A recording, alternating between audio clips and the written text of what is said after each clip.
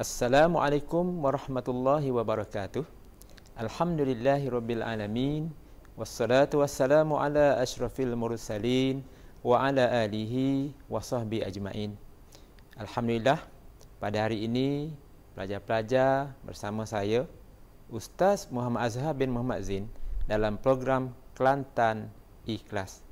Pada hari ini pelajar-pelajar bersama dengan Ustaz, insya-Allah Ustaz akan membimbing pelajar mempelajari tajuk yang keempat dalam mata pelajaran pendidikan Islam tingkatan 3, iaitu tajuk Panca Indera yang dimanfaatkan berdasarkan ayat 179 surah Al-A'raf. Sebelum kita mulakan pelajaran kita pada hari ini, pelajar-pelajar, marilah kita sama-sama menadahkan tangan, berdoa memohon keberkatan pelajaran kita pada hari ini, insya-Allah. Jadi semua Ustaz harap tadah tangan dan aminkan doa yang insya-Allah Ustaz akan bacakan. A'udzubillahi minasyaitonirrajim. Bismillahirrahmanirrahim. Alhamdulillahirabbil alamin. Wassalatu wassalamu ala asyrafil mursalin wa ala alihi wa sahbihi ajma'in. Allahumma iftah alaina hikmataka wansyur alaina min khazaini rahmatika ya arhamar rahimin. Ya Allah, bukakanlah ke atas kami hikmahmu dan limpahilah kami khazanah rahmatmu, wahai Tuhan yang maha pemurah lagi maha penyayang. Wa sallallahu ala sayyidina Muhammadin wa ala alihi wa sahbihi wa sallam, walhamdulillahi rabbil alamin. Amin ya rabbal alamin. Mudah-mudahan Allah Subhanahu wa taala memberkati pengajian kita pada hari ini, insya-Allah.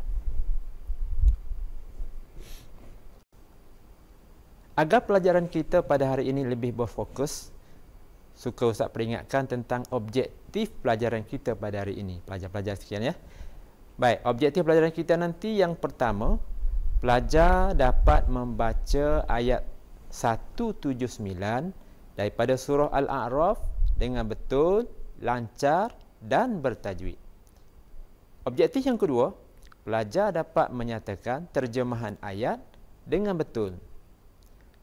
Objektif yang ketiga, pelajar dapat menerangkan penghuni neraka dan keadaannya. Dan yang kedua, cara memanfaatkan hati, mata dan telinga untuk mencari kebenaran. Dan objektif yang keempat, merumuskan pengajaran ayat dan menghubungkaitkannya dengan kehidupan seharian kita. Okey, sama-sama kita baca ayat ni ya. Pelajar buka Quran ataupun tengok pada slide Ustaz. Kita baca sama-sama, insya-Allah. Bismillahirrahmanirrahim. وَلَقَدْ زَرَعْنَا لِجَهَنَّمَ كَثِيرًا مِنَ الْجِنِّ وَالْإِنسِ لَهُمْ قُلُوبٌ لَا يَفْقَهُونَ بِهَا وَلَهُمْ أَعْيُنٌ لَا يُبْصِرُونَ بِهَا وَلَهُمْ آذَانٌ لَا يَسْمَعُونَ بِهَا أُولَئِكَ كَالْأَنْعَامِ بَلْ هُمْ أَضَلُّ أُولَئِكَ هُمُ الْغَافِلُونَ صدق الله العظيم.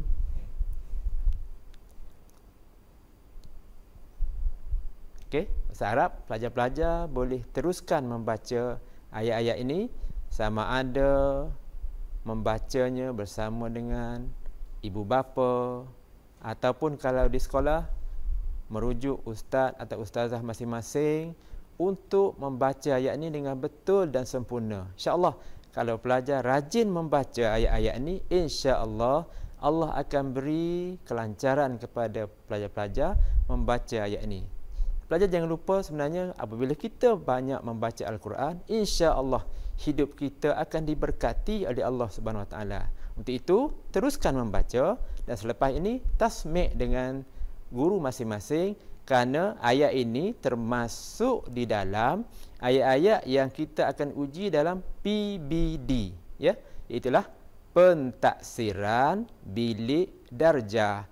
Kalau pelajar nak dapatkan markah tahap penguasaan, bukan markah ya, tahap penguasaan 6, pelajar mesti baca dengan lancar, bertajwid dan boleh membantu rakan-rakan pelajar untuk membaca ayat ini dengan baik. Okey. Bahasa Arab pelajar boleh baca lagi ya. Sekarang ni kita nak pergi kepada objektif yang kedua pengajian kita, itulah kita nak memahami ayat-ayat Al-Quran yang telah kita bacakan tadi agar nanti kita dapat mengamalkannya dalam kehidupan seharian kita. Okey. Sekarang ni yang pertama kita nak lihat maksud walaqad zara'na li jahannama katsiran minal jinni wal ins. Apa maksud ayat ni? Maksudnya ialah sesungguhnya kami jadikan untuk penghuni neraka jahanam ramai daripada kalangan jin dan manusia. Okey, ayat yang kedua, potongan yang kedua, lahum qulubul la yafqahuna biha, maksudnya ialah mereka mempunyai hati tetapi tidak mahu memahaminya. Walahum a'yunun la yubsiruna biha, maksudnya ialah mereka mempunyai mata tetapi tidak mahu melihat dengannya.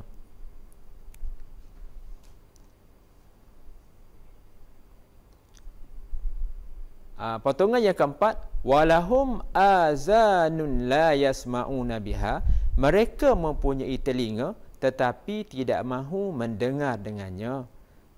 Potongan yang kelima, ulaika kal an'ami bal hum adall, maksudnya ialah mereka itu diumpamakan seperti binatang ternakan, bahkan lebih sesat lagi. Ulaika humul ghafilun, mereka itulah orang-orang yang lalai. Jadi itu maksudnya pelajar-pelajar sekalian ya.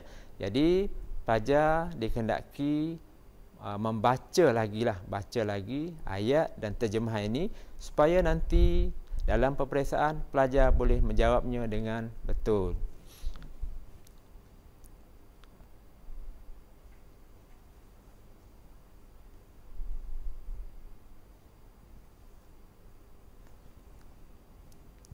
Okey.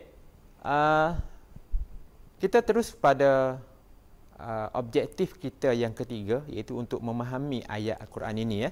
Jadi kalau kita lihat ayat ini, Allah Subhanahu Wa Taala menerangkan tentang golongan makhluk yang bakal menjadi penghuni neraka jahanam. Okey, siapakah mereka? Ya, siapakah mereka yang disebutkan dalam ayat ini? Okey.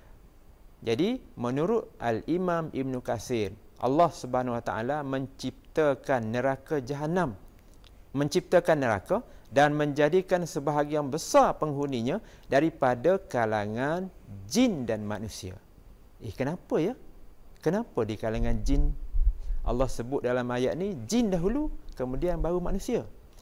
Menurut setengah-setengah ulama kata disebutkan jin dahulu. Yang pertama kerana jin ini lebih dahulu dijadikan berbanding dengan manusia. Maknanya dalam jin ini adalah makhluk yang lebih awal kejadiannya berbanding dengan manusia. Yang kedua disebutkan jin juga di sini kerana jin ni lebih ramai. Ramai ke banyak ya? Ramailah ya. Ramailah. Lebih ramai berbanding manusia sebenarnya jin ni. Jadi dalam kejadian di alam ini, malaikat makhluk yang paling banyak, yang kedua banyak ialah jin, dan yang ketiga barulah manusia. Sebab tu disebutkan jin dahulu dalam ayat ni, kemudian manusia. Tapi siapa je jin ya? Siapa jin tu? Okey, untuk pelajar-pelajar mengetahui siapakah jin ni sebenarnya. Jadi ini Ustaz harap pelajar-pelajar boleh tanya ustazah masing-masing di sekolah nanti, ataupun senangnya kalau nak tahu jawapan segera, tanyalah Ustaz Google ya, tanya Ustaz Google, tentu pelajar dapat jawab dan tahu jawapannya dengan segera. Baik. Dan seterusnya, kenapa jin dan manusia ini masuk neraka? Kerana mereka ini, manusia dan jin ini, yang melakukan, yang beramal dengan amalan yang buruk ya, amalan yang buruk. Apa maksud amalan buruk di sini? Dalam ayat ini Allah Subhanahu Wa Taala sudah beritahu bahawa manusia ni dibekalkan dengan 4 panca indera. 4 panca indera. Okay? Apa dia? Yang pertama, tadi kita baca tadi, diberikan akal. Apa tujuan Allah SWT menjadikan akal? Untuk kita berfikir, menggunakan akal untuk berfikir, mencari kebenaran siapakah Tuhan yang sebenarnya. Kemudian Allah jadikan hati. Untuk hati ini untuk memahami, ya, memahami. Setelah kita berfikir, kita faham siapakah Tuhan yang mentadbir alam ini dan kita menyembah Allah SWT. Kita diberikan nikmat mata. Nikmat mata. Kenapa Allah menjadi nikmat mata? Nikmat mata ni sebenarnya untuk Allah SWT, dia jadikan kita untuk kita menggunakan mata untuk kita melihat, merenung kejadian alam dan seterusnya kita mengakui kebesaran Allah dengan apa yang telah kita lihat tadi. Yang ketiga, yang keempat, dijadikan telinga. Telinga kita. Apa tujuan Allah SWT menjadikan telinga? Supaya kita mendengar nasihat-nasihat, ayat-ayat Al-Quran dan sebagainya dan seterusnya boleh membawa kita kepada mengenal Allah Subhanahu Wa Taala. Jadi orang-orang yang dimasukkan dalam api neraka ini, dimasukkan ke dalam api neraka, sama ada jin ataupun manusia. Kenapa? Kerana mereka tidak menggunakan nikmat panca indera yang Allah SWT berikan kepada mereka ini dengan sebaik-baiknya. Dan seterusnya, bukan setakat mereka tidak gunakan dengan sebaik-baiknya sebagaimana Allah SWT kehendaki, mereka kufur pula kepada Allah SWT. Mereka tidak beriman kepada Allah SWT. Sebab itulah Allah SWT masukkan ke dalam mereka ke dalam neraka, ke dalam api neraka, minta jauh. Wal-iyazubillah min zalik. Baik, seterusnya pelajar-pelajar sekalian, dah kita sentuh pasal api neraka tadi, kita cuba lihat pula bagaimana keadaan penghuni neraka.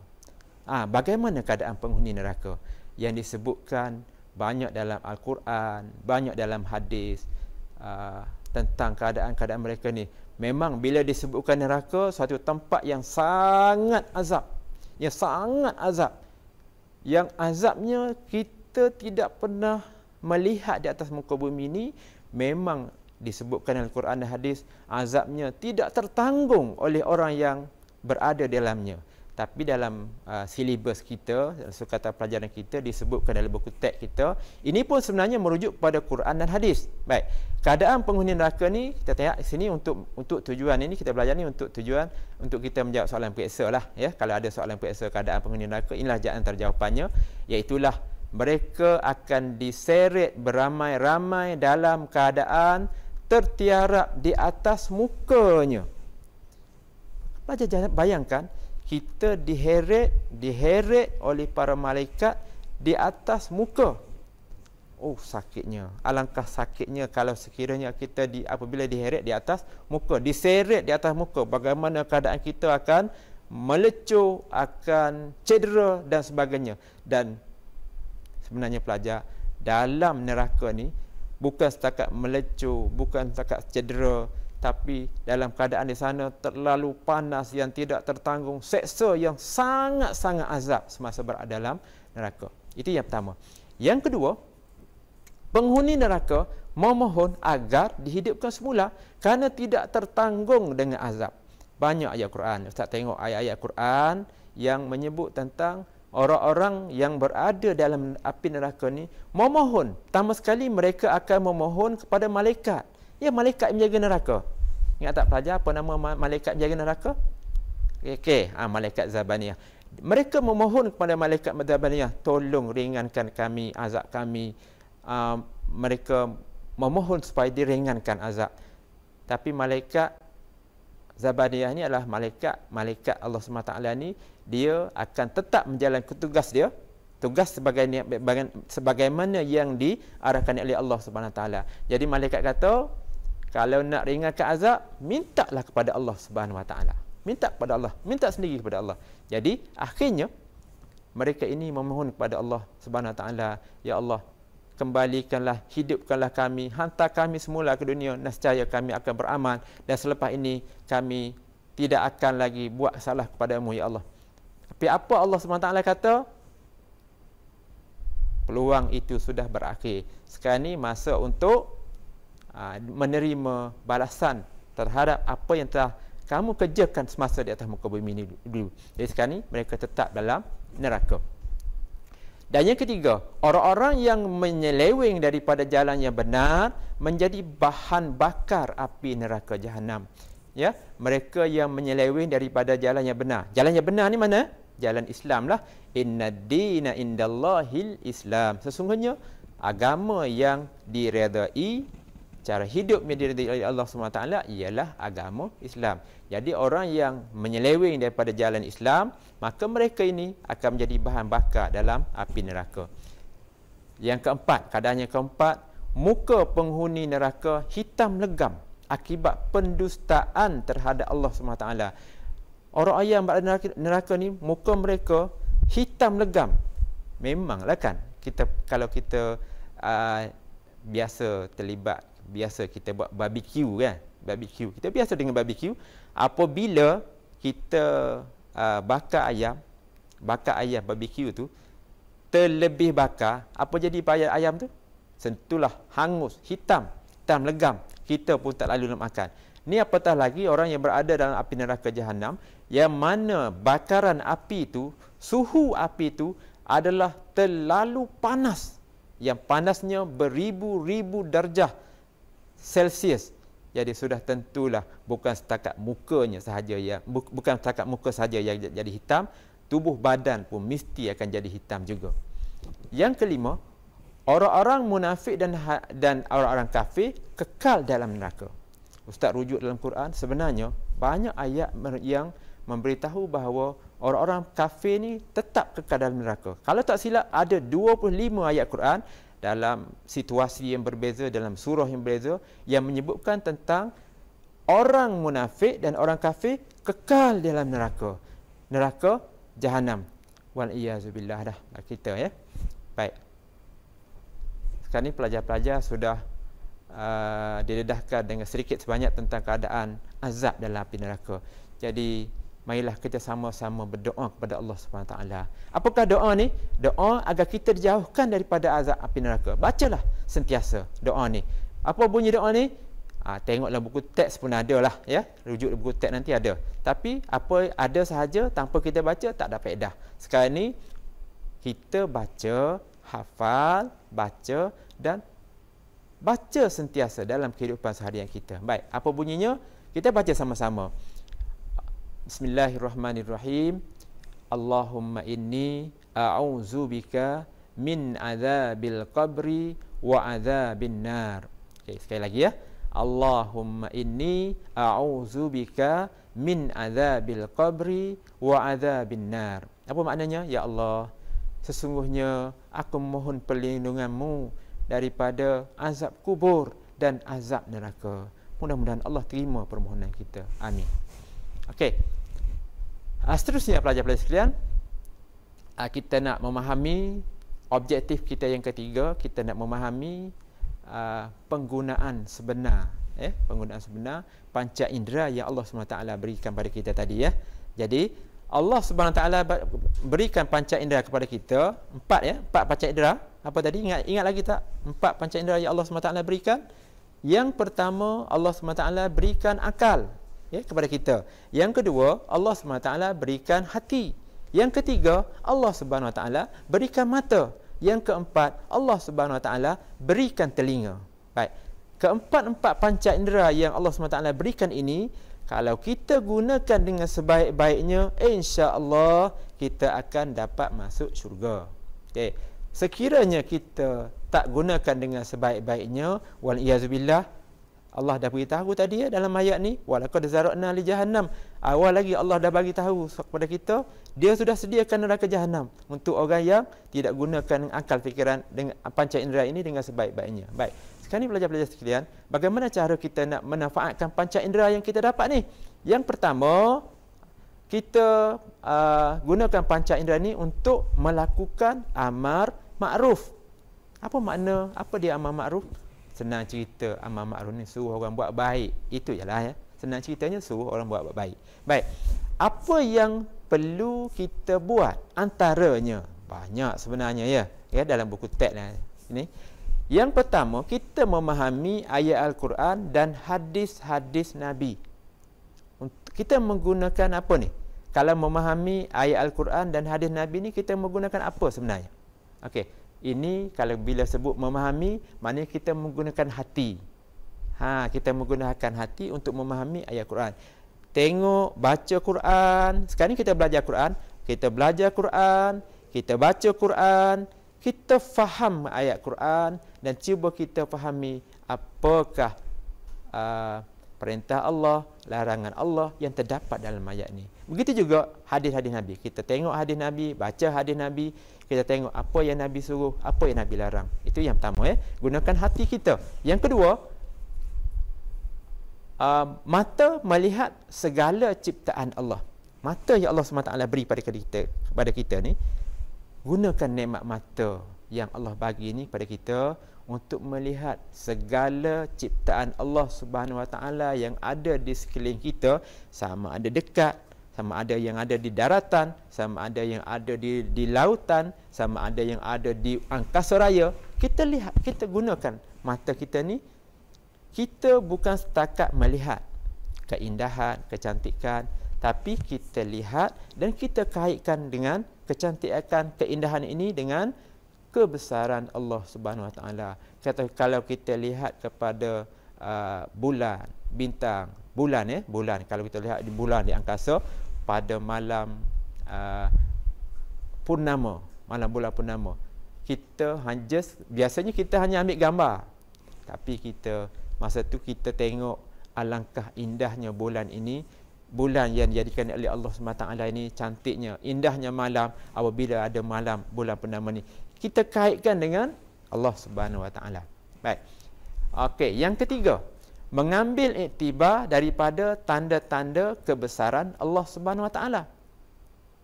Mengambil iktibar daripada tanda-tanda kebesaran Allah Subhanahu Wa Taala. Banyak sangat dalam kehidupan kita seharian hari ini, kita tanda-tanda kebesaran Allah SWT terlalu banyak.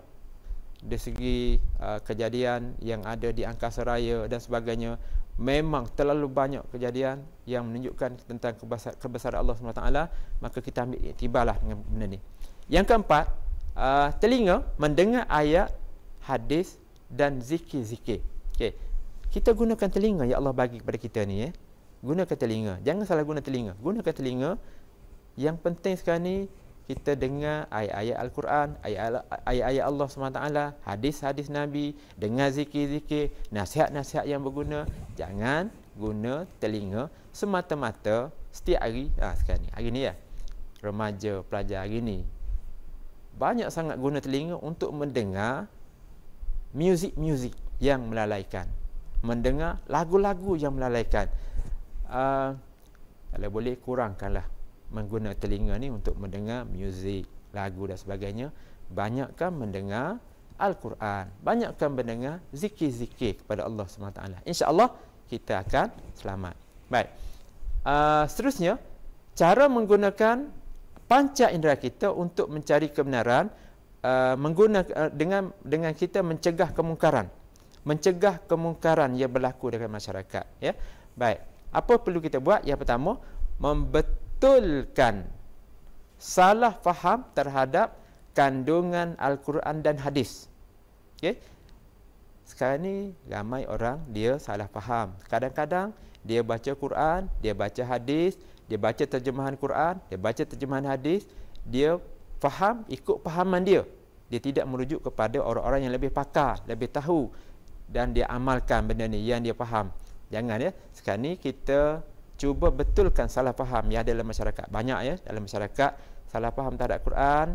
Jadi sekarang ni apabila kita baca Quran, kita rujuk kepada orang yang lebih pakar, ustaz ke, imam ke dan sebagainya, supaya nanti kita dapat fahaman yang betul pada ayat ni. Okay?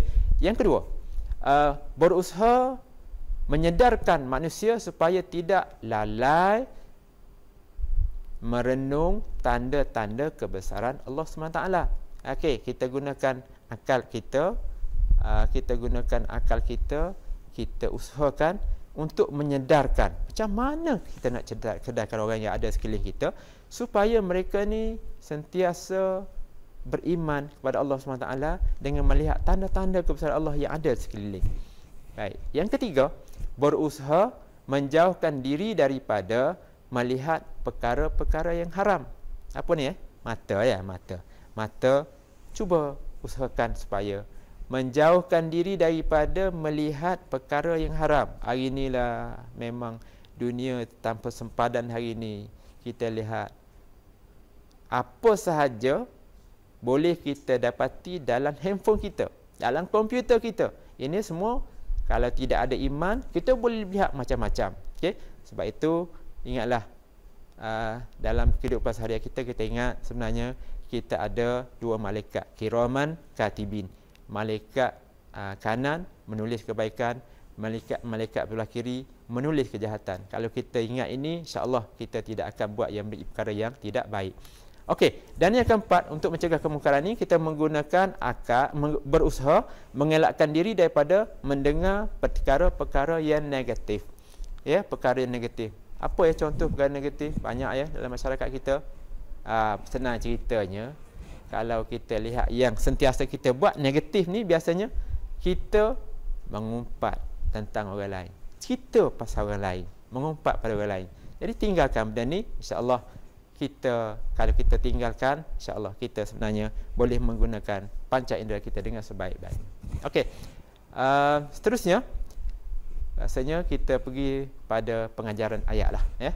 Apalah pengajaran yang boleh kita ambil daripada ayat yang telah Ustaz yang kita sama-sama belajar tadi? Baik. Pengajaran yang pertama, kita hendaklah melaksanakan perintah Allah SWT supaya dijauhkan daripada neraka jahanam. Itu yang pertama, mudah ya. Ingat, apabila pengajaran, sama ada pengajaran ayat atau pengajaran hadis, kita mesti ada jawapan, kita mesti ada pendahuluan, ada isi, ada huraian. Pendahuluannya kita hendaklah isinya melaksanakan segala perintah Allah SWT. Huraiannya ialah supaya dijauhkan daripada neraka jahanam. Pengajaran yang kedua, kita hendaklah memanfaatkan hati, mata, telinga dan sebaiknya, dengan sebaiknya, kerana semuanya amanah Allah kepada kita. Ingat ya, semua yang Allah SWT berikan kepada kita di hari akhirat nanti, Allah akan tanya satu persatu. Mata Allah akan tanya, telinga Allah akan tanya, akal Allah akan tanya, apa kita buat semasa kita hidup di atas muka bumi dahulu. Pengajaran yang ketiga, kita hendaklah menzahirkan kelebihan manusia berbanding binatang ternakan dengan memanfaatkan panca indera untuk kebaikan dunia dan akhirat. Okey? Ingat, kita manusia. Manusia adalah makhluk Allah yang terbaik. Dalam ayat tadi Allah sebut orang yang tidak gunakan akal, fikiran dengan sebaiknya, mata, telinga, panca indera dengan sebaiknya, mereka ini adalah Allah umpamakan seperti binatang ternakan. Jadi sekarang ni kita gunakan semua panca indera yang Allah berikan dengan sebaik-baiknya supaya kita nanti tidak tergolong dalam golongan orang yang sama seperti binatang ternakan. Kalau orang kata kita sama, kita marah kan? Okey. Dan pengajaran yang keempat, kita hendaklah mengelakkan diri kita daripada menjadi orang yang lalai agar tidak diazab oleh Allah SWT. Ini penting ya, ini penting pelajar. Apabila kita bangun pagi, azamkan dalam diri kita, kita nak buat apa yang Allah suruh. Kita tak nak buat apa yang Allah larang. Kita buat apa yang Allah suruh, insya-Allah syurga. Apabila kita buat apa yang Allah larang, masya-Allah, wal iyazubillah, neraka. Jadi kita elakkan daripada kita buat perkara yang Allah larang. Pastikan hidup kita dalam sehari-hari jangan lalai kepada Allah SWT. Ingat pada Allah SWT. Mudah-mudahan kita selamat daripada azab Allah. Okey, dan seterusnya yang terakhir ya. Yang terakhir, syarat kita ni adalah kita masuk pada soalan penilaian setelah apa yang telah kita belajar tadi. Soalan penilaian ni Ustaz bagi adalah bentuk soalan kebat ni, soalan kebat. Okey. Kita tengok pada soalan dia, masih ramai pelajar hari ini yang tidak menggunakan nikmat panca indera dengan sebaik-baiknya. Walaupun Allah SWT menjanjikan balasan buruk kepada mereka, kepada orang yang menggunakan panca indera pada perkara maksiat. Itu dia punya stimulus soalannya. Soalannya, sebagai seorang rakan, bagaimanakah anda membetulkan situasi di atas ya, di kalangan rakan sebaya? Ini soalan kebat. Okey. Jadi agak-agaknya boleh tak pelajar jawab soalan ni dengan baik? Okey. Boleh tak? Okey, ustaz bagi panduan lah. Ustaz bagi panduan jawapan. Bagaimana cara nak menjawab ayat. Ini panduan ni, hanya panduan. Sebenarnya pelajar boleh jawab. Soalan kebat sebenarnya tidak terikat dengan apa yang ustaz bagi ni. Ini hanyalah panduan. Ini adalah cadangan. Ustaz pun tulis atas tu cadangan jawapan. Sebenarnya kita boleh jawab macam-macam. Soalan kebat ya. Okey. Ustaz bagi sini isi ya.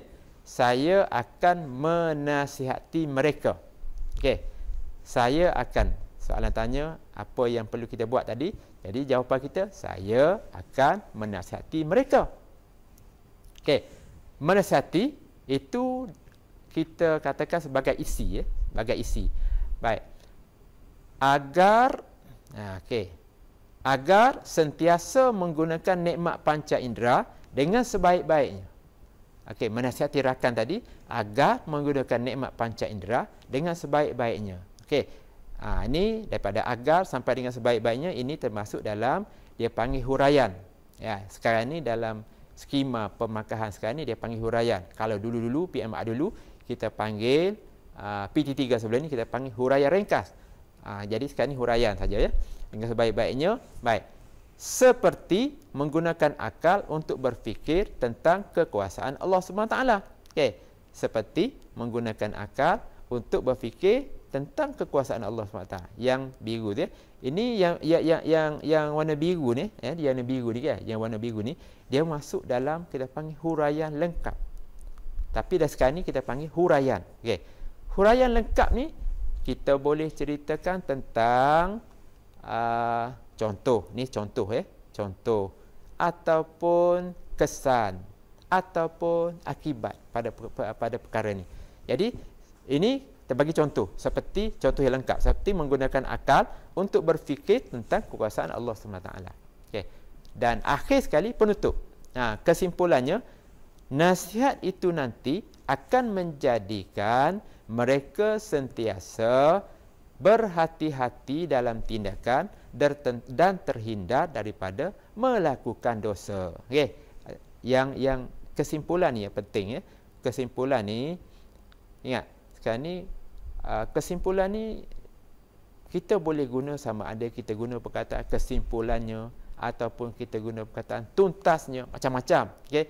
Yang penting kesimpulan kita menampakkan kita sudah buat satu rumusan apa terhadap apa yang kita jawab daripada isi huraian pada dan huraian lengkap tadi. Jadi saya harap pelajar boleh faham dan cuba jawab soalan ni.